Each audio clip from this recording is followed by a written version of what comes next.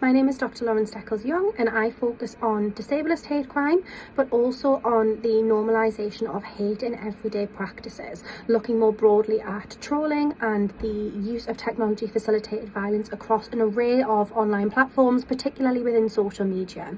My research has undertaken ethnographic observations as well as speaking with individuals with lived experience of hate incidents and hate crime online, and looking at the spectrum of hate that we see online, the way that the culture has changed in relation to violence, where violence itself has not changed, hate itself has not necessarily changed, but the space that it's perpetrated within very much has, and it's become far more accessible than it used to be.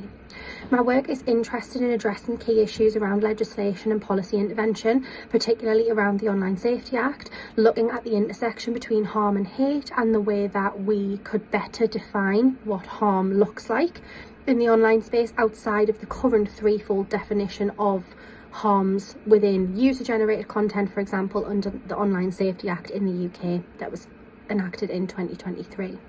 I'm also interested in the education behind the discourse used by young people to explore this normalisation narrative and the way that hate and the infiltration of hate in these spaces has become part of everyday practice and something that we quite simply accept, or at times we mask behind humour and banter